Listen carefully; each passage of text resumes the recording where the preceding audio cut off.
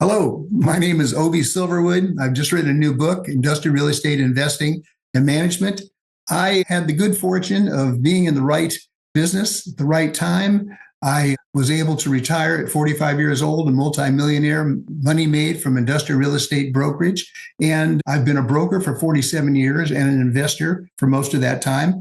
I'm looking forward to imparting my pearls of wisdom to you and talking with Brian in the interview. Welcome to the Rental Property Owner and Real Estate Investor Podcast, brought to you by the Rental Property Owners Association, where real estate investors have found success since 1968. I'm your host, Brian Hamrick from Hamrick Investment Group. This episode is sponsored by Green Property Management, managing everything from single-family homes to apartment complexes in the West Michigan area. Find out more at greenpropertymgt.com. And RCB and Associates, helping real estate investors and small business owners navigate the complex world of health insurance and Medicare benefits at rcbassociatesllc.com. Get ready for the Midwest Real Estate Investor Conference in Grand Rapids, Michigan. Join hundreds of real estate investors for networking, learning, and growth. Be sure to mark your calendars for April 24th and 25th of 2025. Hello and welcome to episode 477. Industrial real estate offers unique opportunities for building wealth, and few understand that better than my guest today, Obie Silverwood. With 47 years of experience, Obie has transacted millions of square feet in industrial sales, leases, and exchanges, both for clients and his own portfolio. His new book, Industrial Real Estate Investing and Management, condenses decades of experience into a guide for selecting, managing, and selling industrial properties. Obie, welcome to the show. Thank you. Thank you for having me on, Brian. Why don't you tell us a little bit about yourself and just how you got started doing that in the first place? I was attending college and 19 years old and starting my second year. And a girl I had previously dated, it turned out that I had to get married, to make a long story short. And I dropped out of college and started, after getting married, started back the next year. And it took me about 8 years to finish up my undergraduate degree because I had to work full time doing something else. I went to work after graduating from college. I went to work for National Cash Register, marketing computer systems, commercial computer systems, which for accounting application, it made me an expert in that field. But it just didn't work out. I was with them for several years. It just didn't work out working for a large corporation. I wasn't comfortable. I wasn't sure what to do. One of my friends had gotten into commercial real estate. And so I thought, I'll try this. It was kind of a risky endeavor because it was straight commission. And I really had no savings. Grubb & Ellis, I joined Newport Beach in 1976, and they had a program where they would loan you money. For 3 months, they'd loan you $3,000 every 3 months. And it was a loan, personal loan, had to be paid back. Well, I started canvassing, and about a year into it, I still hadn't made a penny. I borrowed several $1,000s from them, had a little sailboat, a Hobie Cat. I sold that, carried me another couple of months. Finally, in my 12th month, I exchanged a 22-unit apartment building into a 25,000 square foot industrial building, sold a 19,000 square foot office building, and leased a 20,000 square foot industrial building. And in today's dollars, commission-wise, that was about $300,000 to me. And so all of a sudden, I'm in the game, and I'm moving forward. And to make a long story a little short, try to make it shorter, I spent 5 years working with a major brokerage company, learning the business, developing a clientele. And then in 1981, I opened my own office in Irvine, and I was in the right place at the right time with the right skill set. And over the next 8 years, I became a multimillionaire, had adequate income that I never had to work again. And in 1989, I retired from brokerage. I continued brokering my own properties, handling the leasing of my own properties, but I no longer represented clients. And that's kind of it in short, how I got into it. Let's talk about industrial real estate, though, as far as it's related to your career. I mean, when you talk about industrial real estate, what exactly are you talking about? And how have you seen it change over the 47 years plus that you've been investing in it? Depending upon your experience in real estate, you know that commercial real estate is divided into several sub-markets, one of them being industrial real estate, one of them being office, one of them being retail. Then you have agricultural, and you have some miscellaneous markets with government facilities, country clubs, things like that. But under industrial, you have kind of three categories. You have basically warehouse, you have manufacturing type facilities, you have R&D type facilities. And at the beginning with Grubb & Ellis, I was exposed to both office, retail, and industrial, and they had slotted me into the investment division. So I looked at all three of those fields. The thing I liked about industrial was that it's basically a box, and with maybe 10 to 15, 20% office in the front, some truck doors on the side, a yard area. And it's a simple formula. And each tenant basically is going to buy into that formula. If you're in retail or office, every tenant wants the interior completely changed. And, as an owner, you have to put up what's called TI allowance, tenant improvement allowances. At the end of the lease, like I said, you have to move things around for the next tenant. It's a difficult situation. So for me, the industrial is a very simple approach. And I enjoyed working very much with industrial building owners too. They tended to be they started in the garage, they built it up, they all the way up to 200,000 or 300,000 square foot buildings. You're dealing mostly with an owner and I'm talking more about the manufacturing and warehousing type. When you get into R&D, the owners have sold out to a corporation, and you've got corporate officials, CEOs in there. They're difficult to deal with. Every 2 years, they're turning over. Every 3 years, they're turning over. You can't build rapport for long-term relationships. So I may be over-answering this, but from a broker's point of view, I liked industrial. I can answer it from an investor point of view why I think industrial is best too. And as I said, it's from that point of view that you have less tenant turnover problems of having to reconstruct the property. I'm not sure if I've answered that to your satisfaction and you asked also how the market changed. Well, I can tell you how it changed for me, and it was somewhat catalytic in me retiring. And that was when I started in industrial in Irvine. There were approximately 100 industrial real estate agents, and most of the properties were manufacturing and some warehouse. As time went on, the value of the land went up, and those industrial buildings started phasing into R&D buildings, drop ceiling, air conditioned, high-tech type buildings.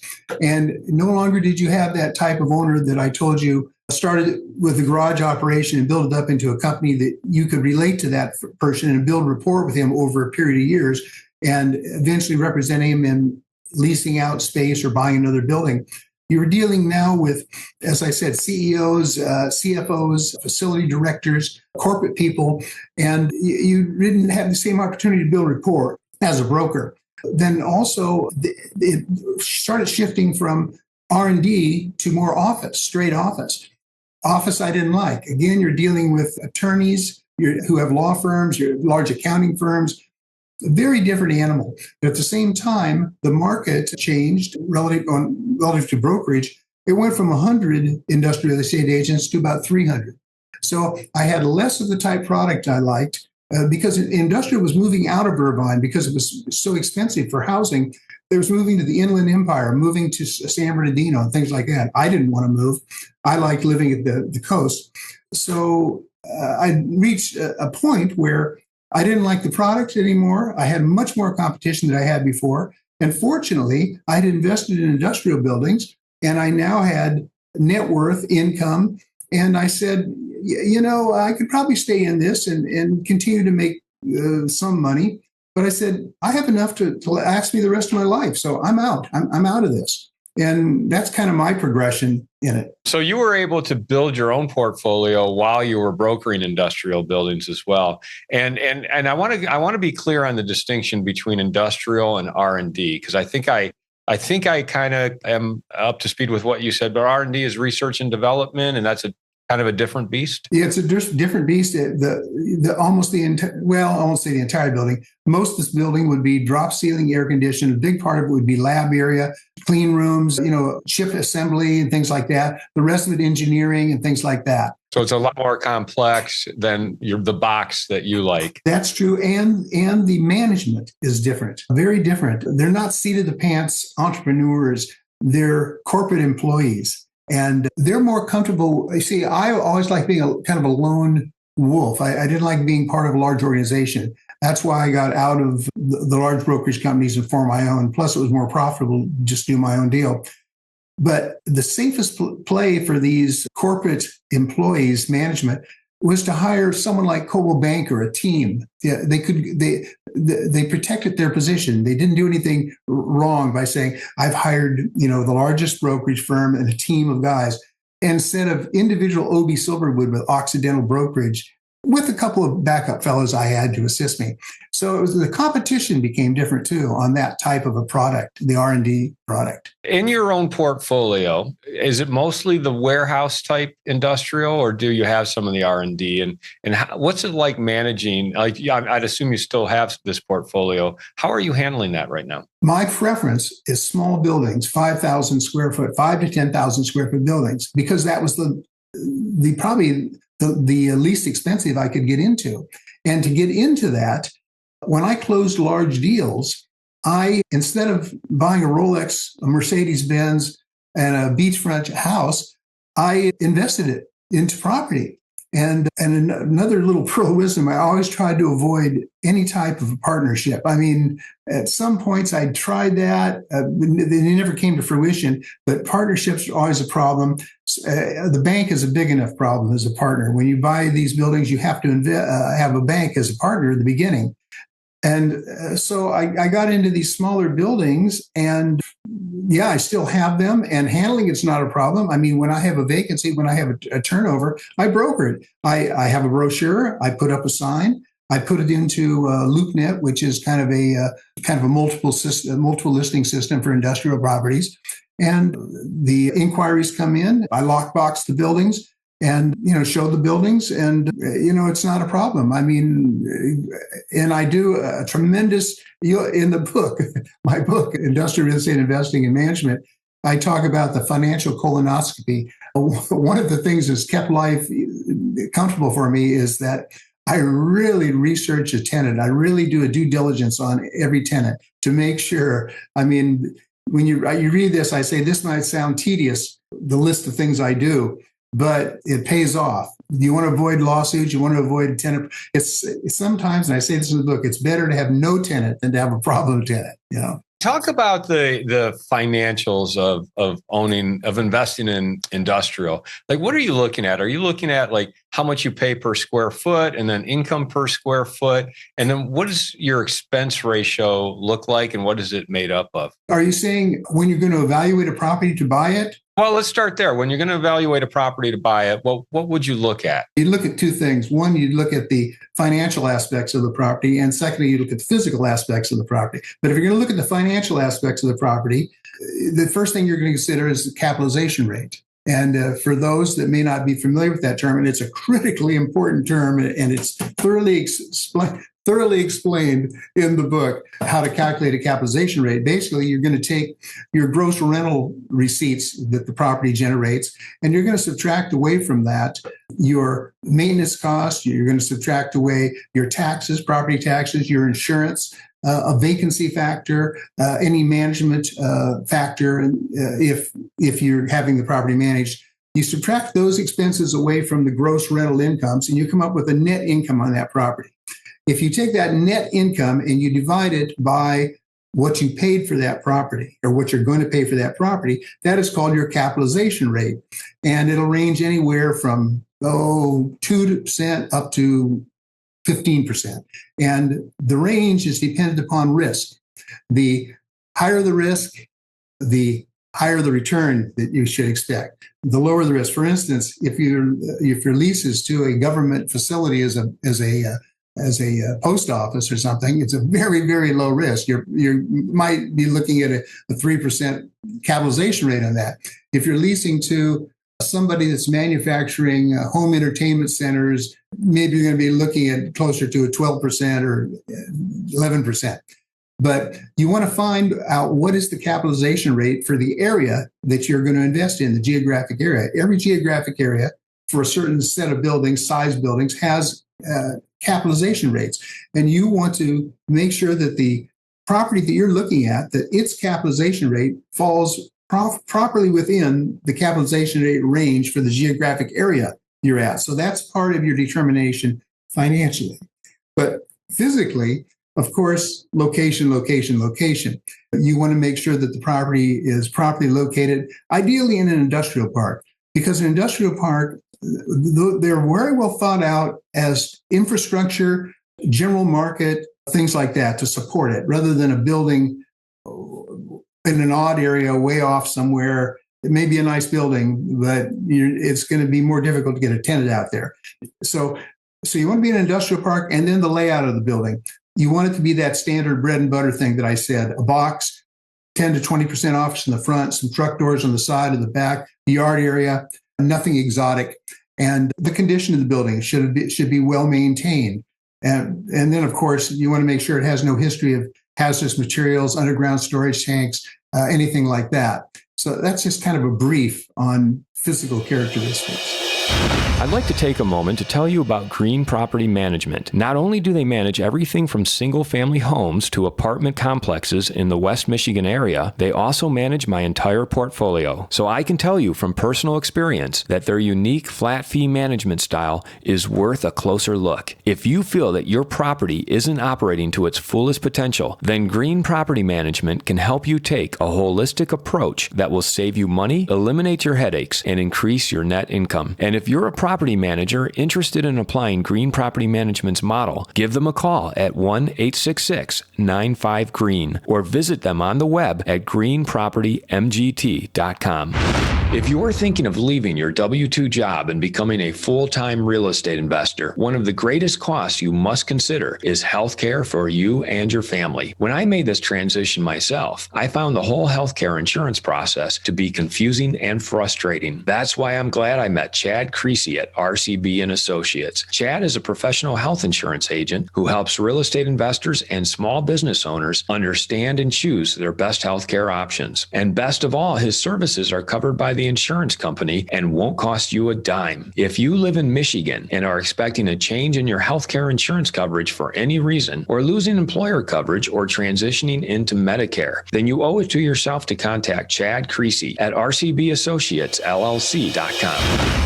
Save the date for the Midwest Real Estate Investor Conference happening April 24th and 25th of 2025 in Grand Rapids, Michigan. This event is the perfect place to connect with fellow real estate investors, gain valuable insights, and elevate your real estate game. With a lineup of expert speakers and numerous networking opportunities, you won't want to miss it. What are some of the ways that you've added value once you've acquired a property like this? Well, fortunately for me, and this has happened multiple times, I have not had to add value. My tenants have added value. They have made improvements to the building. And I make it very clear to the tenants, and it's well spelled out in the leases, that they can't do any improvements to the building without my permission. And anything they do, it's my option to have that returned to the original condition at the end of the lease. But I have had tenants put in magnificent alarm systems, communication, wiring, special fencing for security purposes, lighting, just a lot of great improvements. I had one just about a year and a half ago, tenant who wanted to completely redo the interior office area, all new carpet, all new walls to their colors that they preferred, and a new desk area in the front, a reception area, redo the bathrooms, the wet bar area. They showed me pictures of their existing facility that they'd be moving out of to come into mine. And they said, it'd be like this and look great. That's great. Do it. So I've had tenants improve. I haven't had to improve. What is that relationship like then? Because you talked about tenant improvement costs, which is why you like the kind of the warehouse industrial model. Are they on like a triple net lease where they're covering all the expenses, or like what do you actually have to pay for in this type of arrangement? There's basically two types of leases in industrial. There's a gross lease and there's triple net lease. Triple net lease simply means that the owner gets a rent check that is net of taxes, maintenance, and insurance. Because the tenant, under a triple net lease, the tenant pays the taxes, the maintenance, and the insurance. And the owner gets a rent check, doesn't pay anything else. It doesn't have to do any maintenance on the property. Some leases say the tenant or the owner does have to maintain the roof and the bearing walls, but that doesn't have to be in the lease. So that's triple net. The other type of lease is a gross lease. Under a gross lease, the landlord gets a rent check, and the landlord pays the insurance and pays the property taxes, but the tenant pays all maintenance. And I go with the gross lease. The reason I go with the gross lease is I don't want to trust a tenant to have paid the taxes and the insurance. Those are too important, particularly if the tenant's going to end up failing for some reason. You don't want to be stuck with those deals that they should have paid. So I want to pay those items. So I prefer the gross lease compared to the net lease. And with the gross lease, you would just charge more to cover those costs, right? So is it pretty much a wash whether you go with the triple net or the gross lease? It's a wash to the tenant and to the landlord. But when you're marketing the property, you have to make sure, when you're marketing vacancy, you have to make sure that prospective tenants understand the difference between net and gross, because they may be looking at competing properties that are quoted in net. If they're quoted in net, it looks like a much lower lease rate. And you have to explain to them, hey, in addition to that, you're going to be paying the property taxes and the insurance, and you got to divide that out and put it in on a monthly basis to compare it properly. So that's a little, you have to clarify that for a tenant. Before we wrap it up, any other pearls of wisdom that you want to share when it comes to industrial that you want to make sure our audience takes away from this conversation? I do specifically use the term pearls of wisdom in there. I'm trying to think of them quickly. As I said, number one, avoid partners. You have your wife as a partner. That's about it. If you get family in or friends in, you usually end up with real problems. So if you just wait until you can afford to do it yourself. The bank you have to have as a partner, unfortunately, at the beginning, but eventually you don't want any debt at all. No debt at all. Okay, so avoid partners, due diligence. Understand accounting. I dedicate one section of this book into explaining what accounting is. So many people really don't understand the basics of accounting. And if you don't understand the basics, it's very hard to do a proper due diligence on financial statements and things like that. So doing proper due diligence on financial statements and on tenants, extremely important. What other pearls of wisdom there can I think of? There's so many, but it's just hard to rise to the top of my head here. Never sell. There's another one. It's like and don't borrow money against it. Try to get to a point where you have no debt at all. And that's the position I'm in. No debt whatsoever, multi-million net worth, and a good investment income. And you can sleep at night. If you have debt, it's hard to be rational when you're negotiating leases and things because you've got an alligator chasing you. And so you want to be as debt-free as possible. Are these all pearls of wisdom that are contained in your book? No, absolutely. Well, why don't you take a moment to just once again remind our listeners, what is the book? Where can they find it? Here's the book. It's, you can see the title, and you can go to Barnes and Noble, or you can go to Amazon or any book retailer, and it's available, very reasonably priced, about $10. And it's divided into 53 subject sections, and it walks you through evaluating a building to buy it, how to buy it, how to negotiate the purchase, opening escrow, how to oversee the escrow, managing the building, finding a tenant, what lease form to use. And there's sample documents in the book also. And then if you have to sell at some point, it explains how to do that, how to price the property, how to list the property. And then there's a section on the accounting that I told you. And as I said, I don't like the idea of selling. But I did sell a building here about a year ago because my wife and I wanted to move to this beautiful Paso Robles coastal area and buy the new home. And I wanted to pay cash for it. So I sold the building and paid cash. It hurt because I paid over $200,000 in capital gains tax. And my Social Security payments are going to drop for 1 year because of the penalty that is imposed through capital gains. So, but that's life. Do you have any life hacks or apps that you like? Like, what is your favorite hack or app? First American, My First AM. It's called My First AM. And you can go in and anywhere in the United States, look up ownership on people's properties. I mean, if I'm part of the due diligence I do is I want to see what properties that the owner of a business has. I want to make sure his main residence is in the county where my building is, so that if I have to sue him, I have court jurisdiction in that area, and I want to see what properties he owns so that I know I can go after those properties in that county. And plus, you can see how much he paid for the house, how much of a loan he took out. Gives you an idea of what type of business judgment they have. Is it, did he pay cash? Did he take out an 80 or 90% loan? You know what I'm saying? So that's one of them. Another one is LoopNet. I use LoopNet to get comps. LoopNet is a national industrial multiple listing system. Anyone can use it, and you can list your properties on it, and you can look up and see what properties are available and see what the lease rates are. I use all the county legal court systems. You can go in and you can put someone's name in and do a search and see what court actions, legal and civil, have been brought against them.